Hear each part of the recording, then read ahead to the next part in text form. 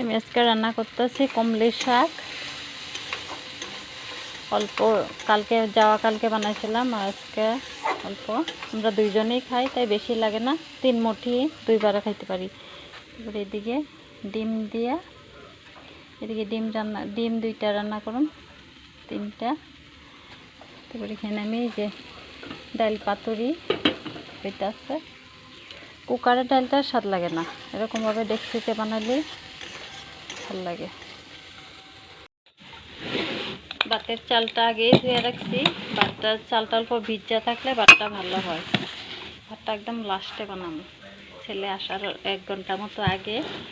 ওখানে কুকারে চাউলটা দিয়ে রেখে দেব।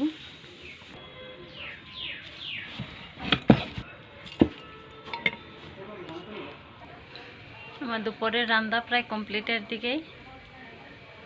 তোমরা কি একাদশের দিন কি নিরামিষ খাওনি? আমরা তো নিরামিষ খাই না। কালকে বৃহস্পতিবারে নিরামিষ আছে, তারপরে শনিবারে নিরামিষ।